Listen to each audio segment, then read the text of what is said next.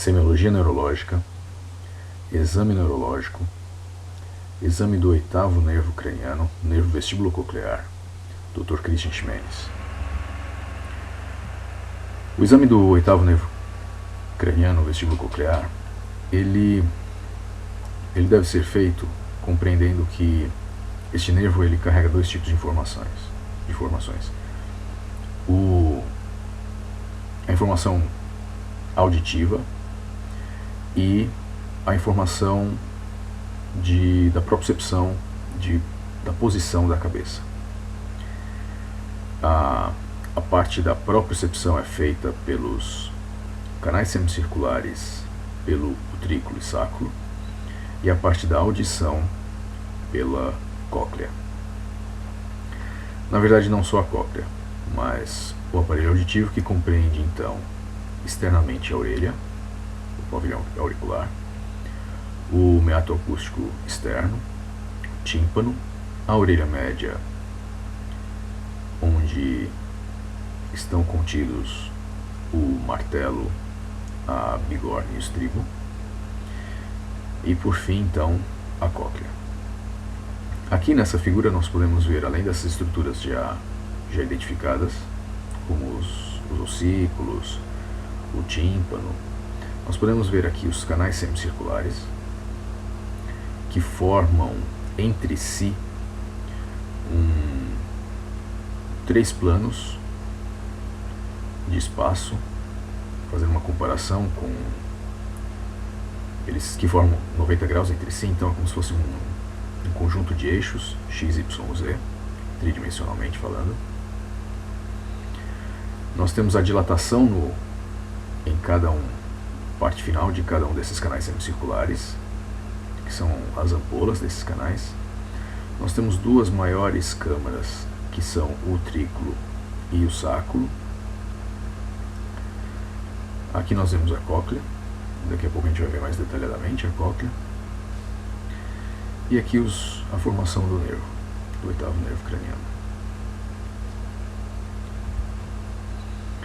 Bem, aqui de um desenho, de uma forma bem esquemática, os canais semicirculares, mostrando aqui as ampolas, né, as dilatações com as ampolas, e nós vemos aqui que ao final de cada canal semicircular nós temos células especializadas em obter a informação de movimento. Aqui nós vemos outra câmara, o utrículo, e aqui o sáculo, e que também tem a função de obter informação com relação a movimento e posição. E aqui a cóclea. Se a gente for falar agora, bem, por partes, por cada uma dessas funções, a gente vai ver aqui que na cóclea, naqueles canais que formam a cóclea, vou botar aqui de novo a outra imagem, a gente vê aqui que na orelha média, os três ossículos, eles vão formar aqui um conjunto onde transmite a vibração, o ar vem vibrando, ele faz o tímpano vibrar, que por sua vez faz os ossículos vibrarem, que por sua vez na janela vestibular, ou janela oval, ele faz com que o líquido aqui dentro, a endolifa, ela vibre também, e essa vibração é transmitida ao longo da cóclea. Inclusive, como nós temos essa cavidade tem duas partes, aqui, vamos dizer assim, aqui que leva a transmissão é a escala vestibular, e aqui traz essa vibração é a escala timpânica. Então esse líquido ele vem vibrando aqui, e o ducto coclear, ele por si ele vai conter as estruturas que vão transformar essa vibração desse líquido em impulso nervoso.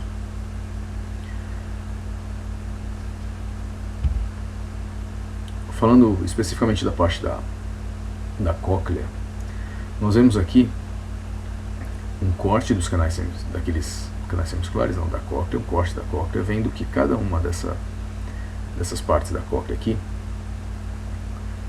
a gente ampliando, a gente vai ver aqui que aqui é a escala vestibular, aquela que leva a vibração, e aquela escala timpânica, aquela que está trazendo a vibração.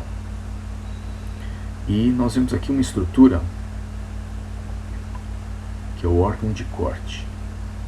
Esse órgão de corte, o que ele vai fazer? É ele que transforma, ele que vai ser responsável pela captação da vibração desse som e vai transformar o impulso elétrico. Detalhando aqui, então, o órgão de corte, ele tem uma membrana basilar aqui, e nós encontramos aqui uma membrana tectal. E detalhando mais ainda aqui, nós vamos ver que nós temos uma célula ciliar, aliás, um conjunto de células ciliares. Na extremidade dessas células ciliares nós temos os estereocílios. E como é que funciona então? Bem, o ar faz o tímpano vibrar, os ossículos vibrarem, e por fim faz a endolinfa vibrar. Essa vibração é captada aqui, fazendo com que esses estereocílios se movimentem numa determinada frequência, dependendo da frequência do som que está chegando aqui. Essa movimentação é então transformada de energia mecânica para um conjunto de reações químicas que vão fazer com que essa célula carregue então um estímulo em forma de uma despolarização para formar as fibras aferentes aqui, que vão formar, enfim, o nervo coclear. Então, ao longo da cóclea, você vai ver que cada parte da cóclea é especializada em pegar um tipo de vibração, de frequência de vibração, um som mais agudo ou um som mais grave. E cada parte da cóclea, então, chegando a uma determinada vibração ali, ela é especializada em pegar, em captar um tipo de frequência e um tipo de tonalidade, enfim, do som. Então essa informação aqui do órgão de corte, aqui, então é carregada pelos prolongamentos daquelas células ciliares, chegam no dedo espiral, fazendo então, aqui tendo o núcleo das células aqui, levando então até o núcleo do nervo coclear, e dali em diante a informação ela se torna bilateralizada, isto é, a informação que foi captada em uma orelha, ela é carregada dos dois lados, fazendo com que, se eu tiver uma lesão em um lado, eu não terei uma deficiência na audição daquela orelha, porque a mensagem, o impulso e a interpretação do mesmo é levado para os dois lados do cérebro. Então, eu só vou ter uma hipoacusia ou então uma surdez, uma anacusia dessa orelha se eu tiver uma lesão até aqui, até o núcleo do vestíbulo coclear, ou melhor, dos núcleos cocleares, porque dali em diante não mais. Dali em diante a informação corre e segue bilateralmente. Mas seguindo então esse caminho, né, vem até os núcleos cocleares, eles se acendem bilateralmente no lemnisco lateral, vão até o colículo inferior, fazendo sinapse ali, depois vai até o corpo geniculado medial, fazendo sinapse ali também, e dali para o córtex auditivo, que se encontra no lobo temporal.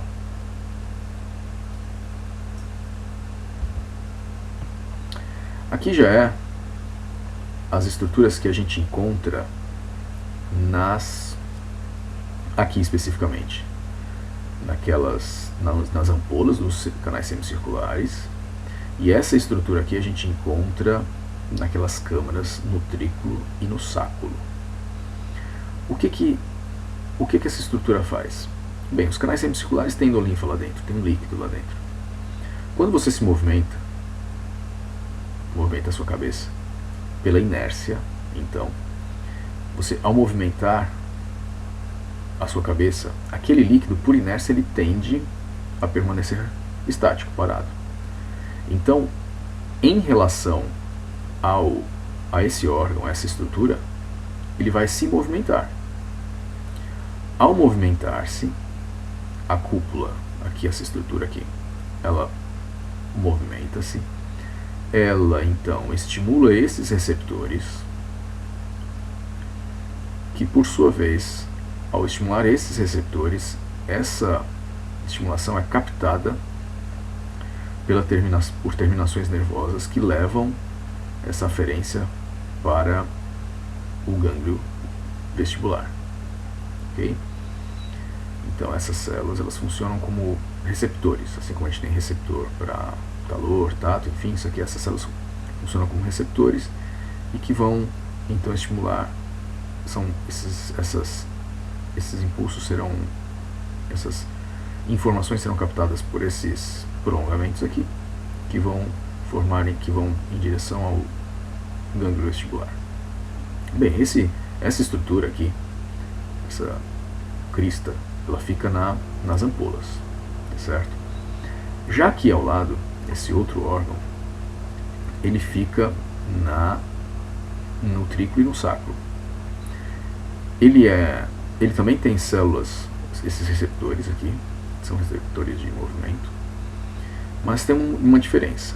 Aqui, enquanto você tem essa cúpula, aqui você tem uma membrana gelatinosa que possui em seu aderida à sua parte superior os otolitos, ou otólitos, dependendo.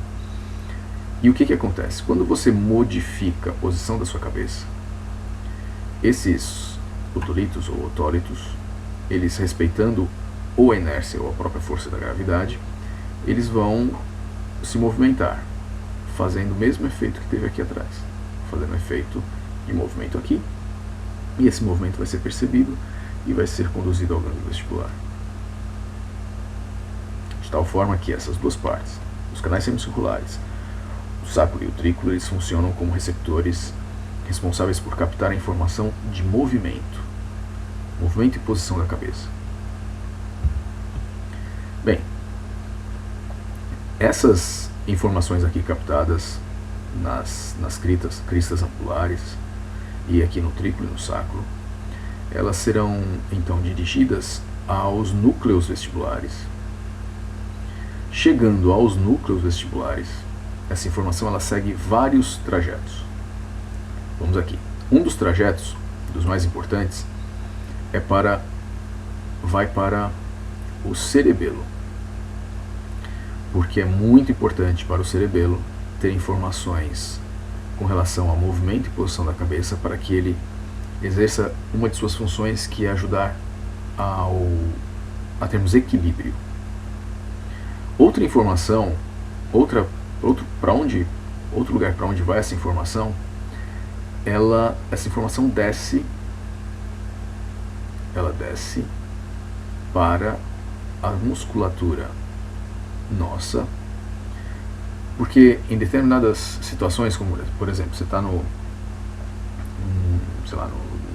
ônibus, no metrô, e existe o movimento, você precisa ter uma resposta de aumento do tônus, uma contração da musculatura, principalmente axial, extensora, para deixar o seu corpo mais firme para que você não caia.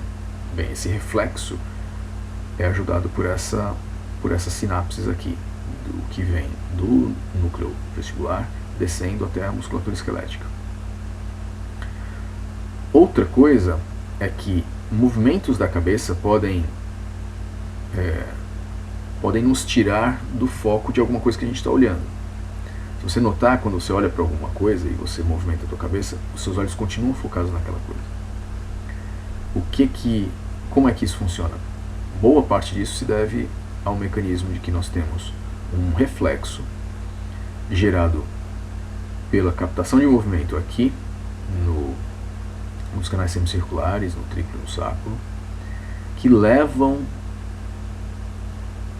essa informação de movimento para, olha aqui, ó, acompanha a setinha aqui, vem aqui para o núcleo do cesto, vai para o núcleo do quarto e vai para o núcleo do terceiro, fazendo com que haja uma movimentação da musculatura ocular extrínseca para que a gente mantenha o olhar fixo em um determinado ponto. Isso gera inclusive um reflexo que a gente pode testar no paciente, que é o reflexo vestibulocular.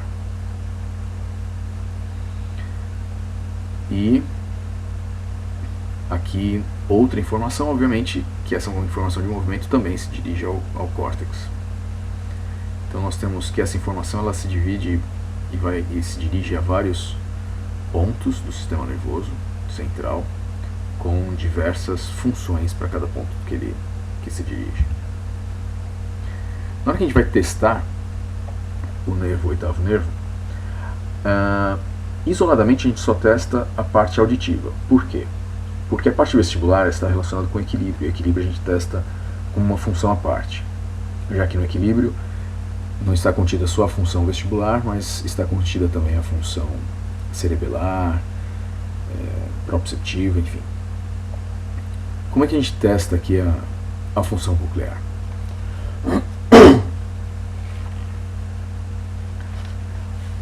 A função coclear auditiva, a gente pode começar testando, esfregando os dedos perto da orelha do paciente.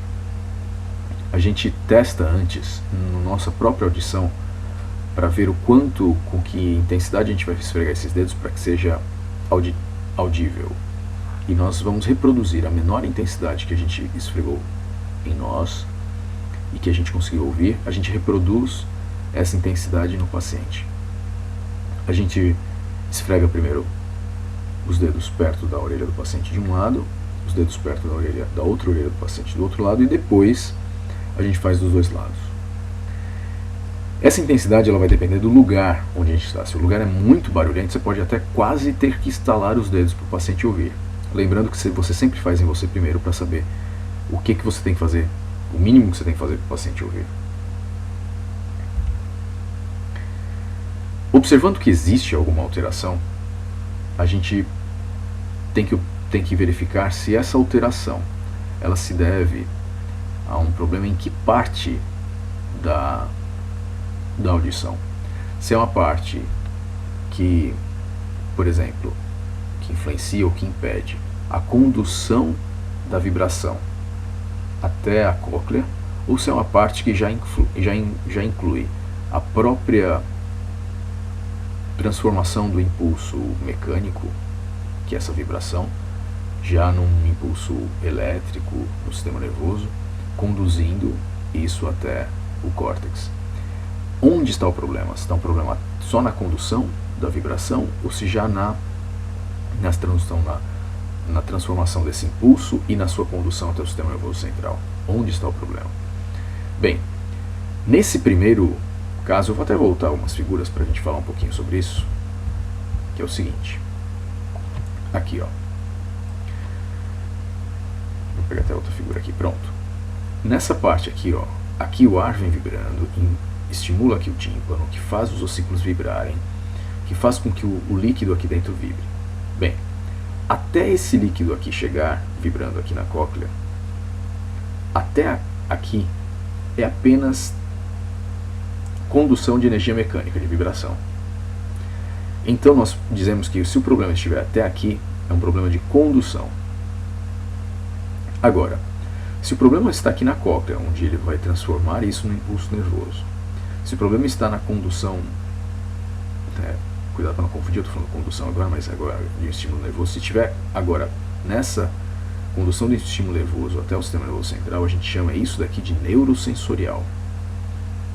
Então aqui é o que eu chamo de condução na audição, e daqui em diante, da cóclea em diante até o sistema nervoso central, e do sistema nervoso central, quando eu falo do sistema nervoso central, me refiro a todas aquelas estruturas, desde o tronco até o córtex cerebral.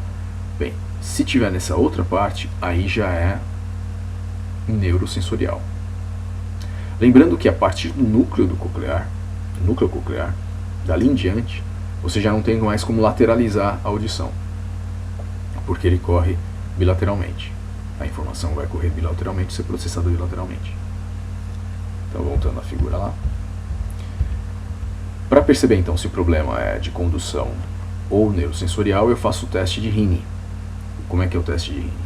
Eu explico para o paciente que eu vou colocar o diapasão vibrando e ele tem que me avisar quando ele parar de ouvir o som. Para que ele me avise, me dê a informação correta, eu tenho que explicar esse exame para o paciente. Olha, senhor fulano de tal, eu ponho o diapasão para vibrar, aproximo dele, o senhor está ouvindo esse somzinho? Pronto. Eu vou colocar esse diapasão encostado aqui, atrás da sua orelha, e o som me avisa quando o senhor parar de ouvir o som. Não é para me avisar quando parar de tremer ou de vibrar, é para me avisar quando parar de ouvir o som. Bem, aí você vai fazer isso, você vai pôr para vibrar e colocar na mastoide, no processo mastoide aqui do paciente, bem encostado no osso. Quando o paciente falar que parou de ouvir o som, você tira e você vai desencostar e vai aproximar outra extremidade do diapasão da orelha do paciente. A resposta normal é que o paciente ainda ouça. Por quê? Porque a condução óssea, que é o que a gente está testando aqui, ela é melhor do que a aérea. E o que a condução óssea faz? Bem, quando você coloca o diapasão encostado aí nesse osso, ele vai fazer o osso onde está o labirinto. Esse osso vai vibrar, vai fazer com que o líquido dentro da cóclea vibre. Por isso que o paciente ouve um som. Ele não ouve por outro motivo, mas simplesmente porque a cóclea está vibrando e vai ter uma sensação de som nesse momento. Aqui não. Aqui realmente eu estou precisando que todo o meu aparelho de condução funcione. Pavilhão auricular, canal auditivo externo, tímpano, os ossículos, enfim. Todas essas estruturas elas têm que estar funcionando para ouvir quando eu faço isso daqui. Essa daqui, ela funciona melhor do que essa daqui. Por isso que quando eu paro de ouvir aqui, essa que a gente chama de condução óssea, quando eu paro de ouvir aqui, eu ainda devo ouvir por aqui. Afinal de contas, minha orelha foi feita para ouvir por aqui e não por aqui.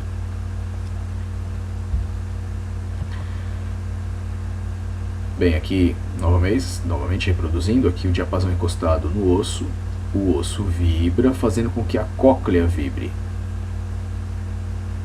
certo? Então o paciente ouve. Aqui ele está simulando como se eu tivesse um problema na condução, isto é, não chega na cóclea. Então assim, quando eu estou colocando aqui, a cóclea vibra direto. Mas se eu tiver um problema de condução, na hora que eu colocar aqui, esse estímulo não vai chegar aqui. Aqui o problema de condução está sendo simbolizado por um problema nos ossículos, mas pode ser um problema no tímpano e pode também ser até uma rolha de cera aqui. Mas é para isso que esse teste serve, para perceber se o problema de audição que o paciente demonstrou no teste do esfregar os dedos, ele foi um problema neurosensorial, porque é da cóclea em diante, ou se é um problema de condução. Bem, o problema do teste de Rini é que ele é muito difícil de comparar um lado com o outro. Você teria que contar o tempo que ele demora para parar de ouvir e depois o tempo que ele ainda ouve quando o diapasão está perto da orelha dele, enfim. Ele tem algumas variáveis que são difíceis de controlar. O teste de Weber, ele funciona no sentido que ele compara a audição de uma orelha com a audição da outra orelha. E como é que eu faço isso?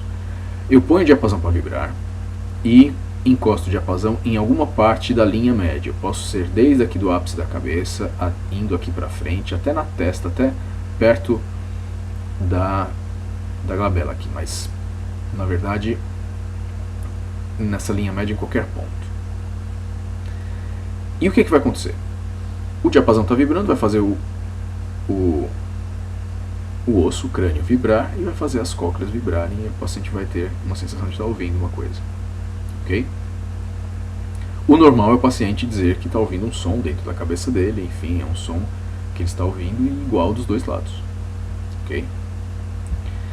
Mas aí, quando o paciente tem algum problema, o que pode estar acontecendo? Se ele tiver um problema neurosensorial, isto é, em um dos lados, a sua cóclea ou o nervo vestíbulo coclear está com problema, se é neurosensorial, ele vai, obviamente, essa vibração não vai ser muito bem traduzida aqui, transduzida aqui na cóclea, ou não vai ser muito bem conduzida no vestíbulo coclear, enfim, ele vai ouvir menos desse lado. Então, se eu tenho um problema neurosensorial, o paciente vai ouvir menos do lado onde existe o problema. Lembrando que eu não começo por aí, por esse teste. Eu testei primeiro aquele teste do esfregar os dedos, lembra? Então, assim, se eu faço um teste de esfregar os dedos e o paciente falou que ouviu menos dessa orelha aqui dele, a orelha direita, e eu faço o Weber e ele continua ouvindo menos dessa orelha direita, então eu já sei o que aconteceu. Ele tem um problema neurosensorial desse lado. Agora vamos simular uma outra situação. Eu fiz esse mesmo teste, tá certo? E ele ouviu menos desse lado aqui, vamos supor. Tá ok? Se for um problema de condução, existe um fenômeno aqui interessante. Aí é necessária muita atenção. Vamos lá, quando eu ponho o diapasão para vibrar, ele faz o crânio vibrar e faz a cóclea vibrar. Só que concomitantemente está chegando vibrações vindas do meio externo. As duas vibrações, a do osso e a do meio externo, concorrem pela cóclea. E como uma concorre com a outra, uma meio que diminui o efeito da outra. Bem, se eu tiro uma delas, a outra se sobressai. Que é o caso, por exemplo, se eu tiver um problema de condução aqui. Então aquele paciente que eu comecei a falar agora, que estava ouvindo menos aqui, se esse problema for de condução, uma colher de cera, um problema no tímpano, um problema na orelha média, nos ossículos, enfim, o que vai acontecer? A vibração do meio externo não vai concorrer com a cóclea pela vibração óssea do diapasão. Então, aquela vibração óssea do diapasão, ela fica muito evidente desse lado. Então ele acaba ouvindo melhor quando ele tem no lado onde ele tem um problema de condução. Então, se esse paciente, ao eu esfregar os dedos perto da orelha dele, ele ouviu pior aqui, mas quando eu faço o Weber, ele ouve melhor aqui, é que eu sei que o problema é de condução desse lado. Se for neurosensorial, a gente sabe que ele ouve pior no esfregar os dedos e também ouve pior no Weber. Então, neurosensorial. Quando você chega, o paciente está ouvindo menos de um ouvido, você faz o Weber e esse resultado continua igual, é porque é neurosensorial. Se esse resultado é trocado, isto é, ele começa a ouvir melhor do outro lado, o problema é de condução. Uma forma fácil de você entender isso é se você fizer em você mesmo. Põe um diapasão para vibrar, coloque no seu crânio e pegue o seu dedo e tape uma das orelhas. Você vai ver que essa orelha que você tapou, o som fica muito mais alto, muito mais evidente. É como se você está simulando um distúrbio de condução. Bem, do vestíbulo coclear, por hora, é isso.